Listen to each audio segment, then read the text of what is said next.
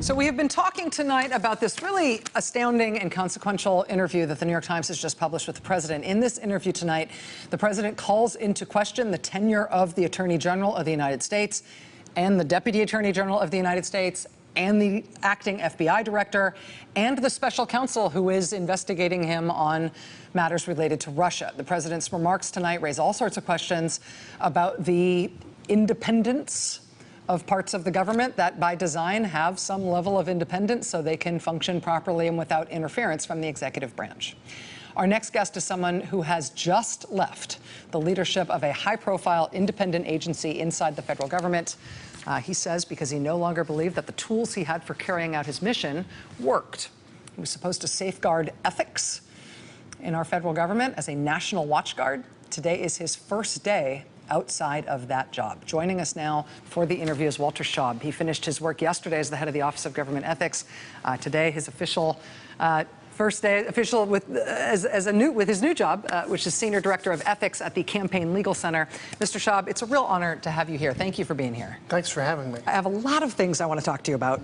You are here on a busy news night, and I have to ask you first about the news of the evening.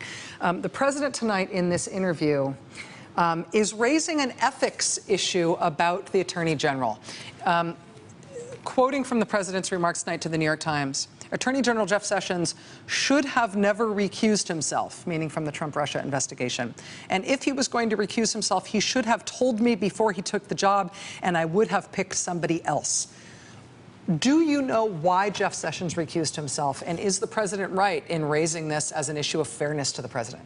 So first of all, thanks for having me here. Yeah. That's an absolutely outrageous statement for the president to have made. Before I answer that question, I want to make clear I have no information about any investigations that are or are not going on or what their scope are. But the Office of Government Ethics works very closely with agency ethics officials. We've got 70 people at OGE, 4,500 agency ethics officials we coordinate with throughout the entire executive branch. DOJ has mentioned that Rod Rosenstein was getting advice from an agency ethics official at DOJ regarding this recusal. I, in my office, called DOJ and said, we don't know what investigations are going on, we don't need to know, we don't want to know, but if there's any chance that there's an investigation going on that he is a member of the class of persons who could potentially be interviewed in connection with that investigation, who might be a target of that investigation, he must recuse. Talking about Attorney General Jeff Sessions. That's right. He must recuse himself. So I need to defend Attorney General Sessions here because he did the right thing. We told DOJ, if there's any chance that he's part of the class of persons being looked at in this investigation, he must recuse. And DOJ has an excellent ethics office, and they did the right thing and took prophylactic measures to make sure he wouldn't be involved. This is what we do across the executive branch. This is how we're the prevention mechanism. So when I resign and when I'm telling the world that we've got a problem with our ethics program, OGE is the canary in the coal mine with this departure from ethical norms. And it starts with a little thing like the president not divesting his financial interests, which sets a tone from the top that goes cascading down through the executive branch.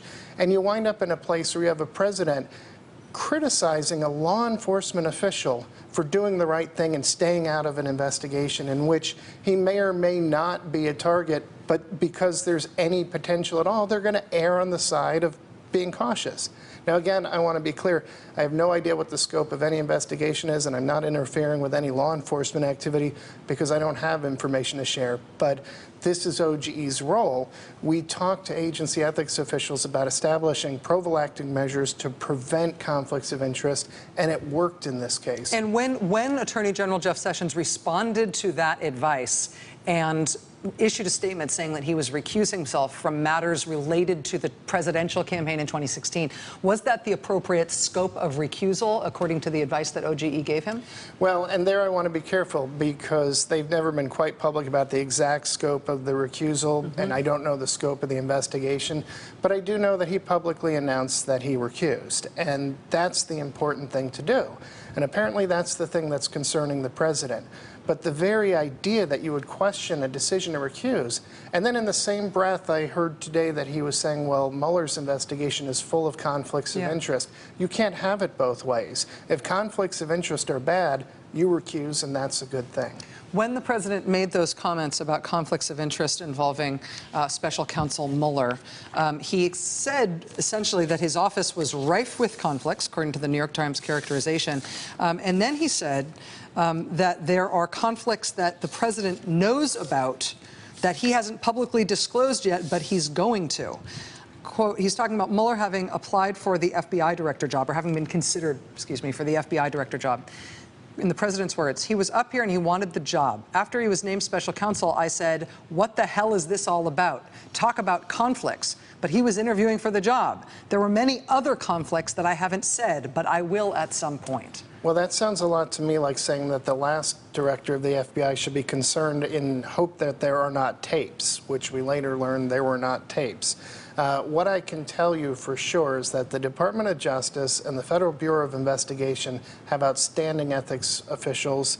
They're career officials who know what they're doing. They've put their time in. They're experts, and they take the time to consult with the Office of Government Ethics. So we know a lot about the capabilities of those ethics offices, and I can tell you I am very confident in saying that there are not conflicts of interest going unaddressed by these ethics offices. So you're saying that in the case of Robert Mueller having been considered for the FBI job, that is not something that was flagged as a conflict in terms of him becoming special counsel? No, and it's not a conflict of interest. How about with Deputy Attorney General Rod Rosenstein? Again, I don't want to ask you to litigate all of these things here, but the president raises a concern about Deputy Attorney General Rod Rosenstein, saying that he doesn't say it directly, but the implication of what he's saying is that if the president is being investigated for potentially obstructing justice, for firing James Comey in order to take the pressure off himself on the Russia investigation, Rod Rosenstein having written a memo to the president about Comey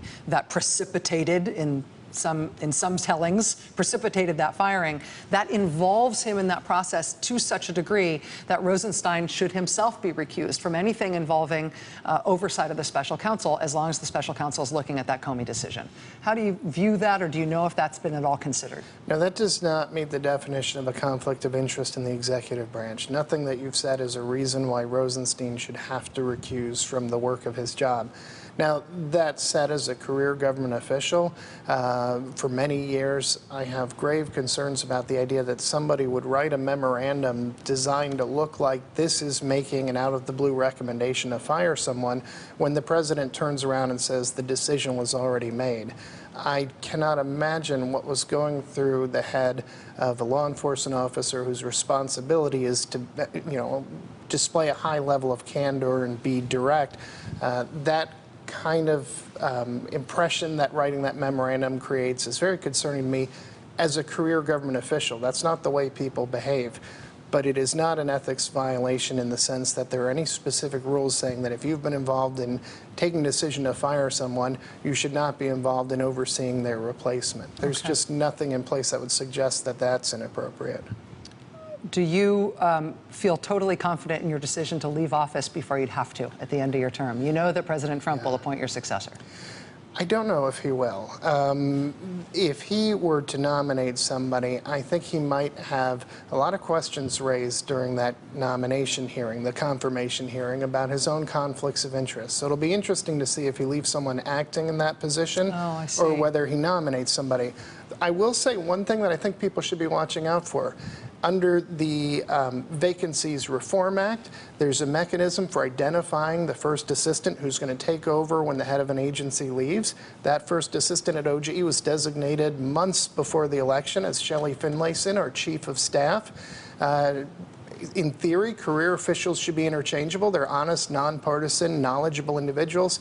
If the White House reaches down and plucks somebody else out of the office to put them in the acting role rather than the person it should default to, everyone should be asking, why would they do that? What advantage do they think they're going to gain? Or do they think they will find an individual who'll give them a better deal than Ms. Finlayson, who is tough as nails and as experienced as they come? Walter Shaub, who until yesterday was the head of the Office of Government Ethics, thank you. How soon can you come back? Very soon? Sure. Good. Now Senior Director of Ethics at the Campaign Legal Center. Thank you for your service. Congratulations. Thanks. We'll be right back.